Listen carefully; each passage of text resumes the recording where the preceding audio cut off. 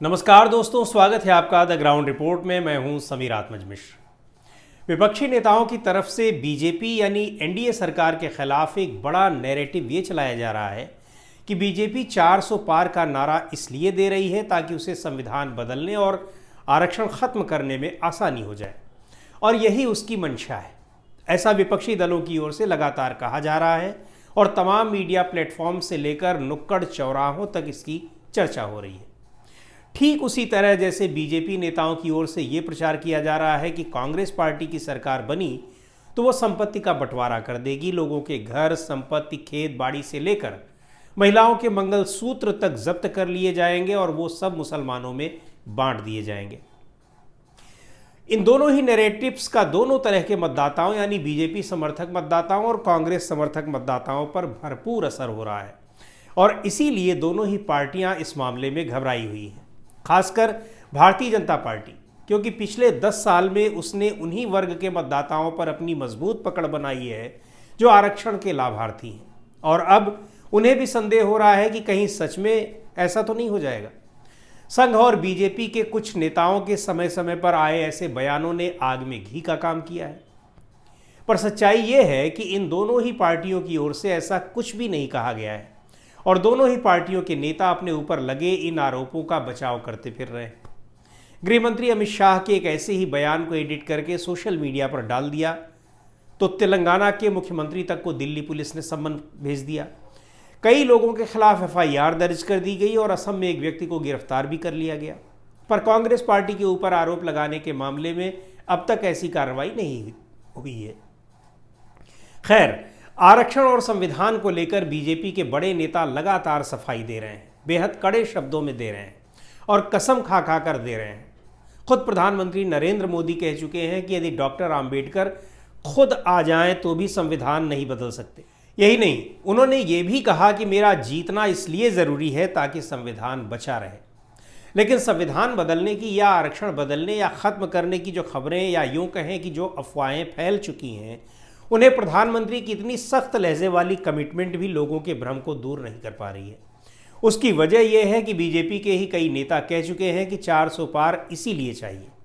इसमें अनंत हेगड़े, ज्योति मिर्धा, अयोध्या के सांसद लल्लू सिंह से लेकर मेरठ सीट से बीजेपी उम्मीदवार अरुण गोविल तक शामिल रहे हैं।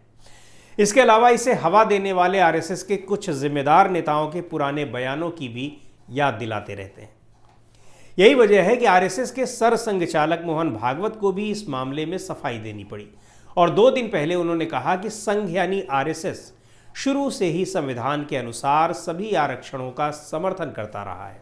यह अलग बात है कि करीब 9 साल पहले मोहन भागवत ने बिहार चुनाव के दौरान आरक्षण की समीक्षा की बात कहकर बीजेपी का जीता जिताया चुनाव हरवा दिया था। लेकिन अभी उनका यह बयान इस बात को दर्शाता है कि इस मुद्दे पर बीजेपी कितना बैकफुट पर है और 2 चरणों में हुए मतदान के बाद वो कितनी परेशान है।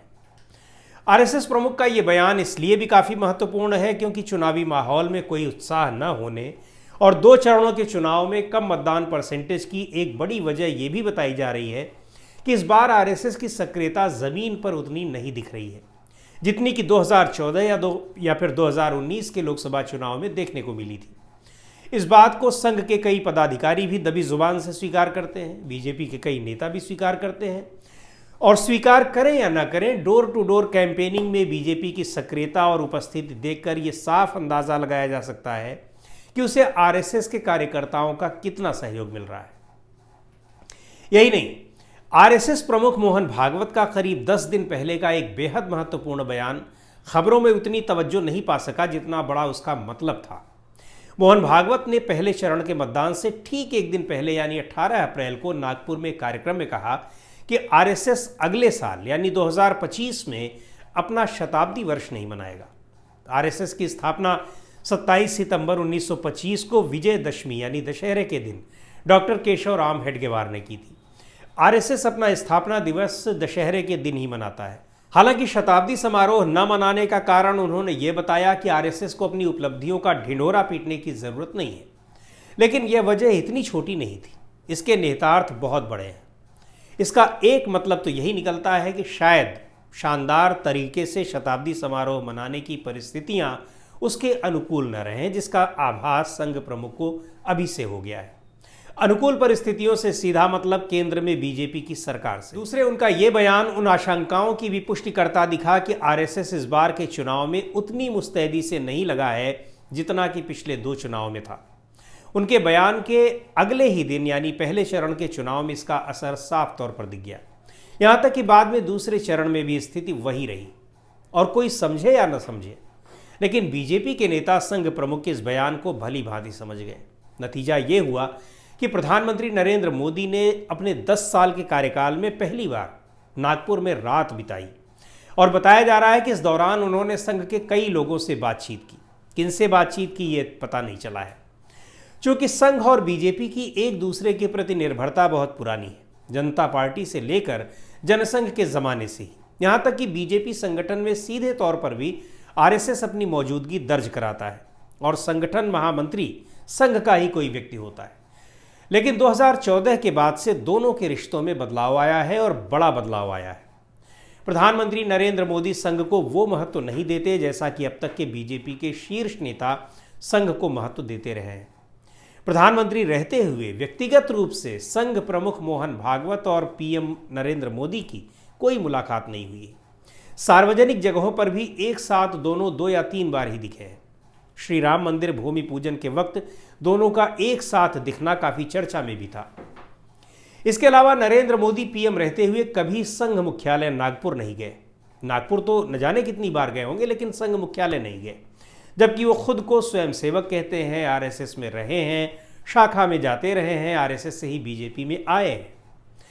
एक बात यह भी कही जाती है कि उन्होंने बीजेपी को संघ से ज्यादा बड़ा बना दिया है, और अब बीजेपी को संघ की नहीं बल्कि उससे ज्यादा संघ को बीजेपी और सरकार की जरूरत है।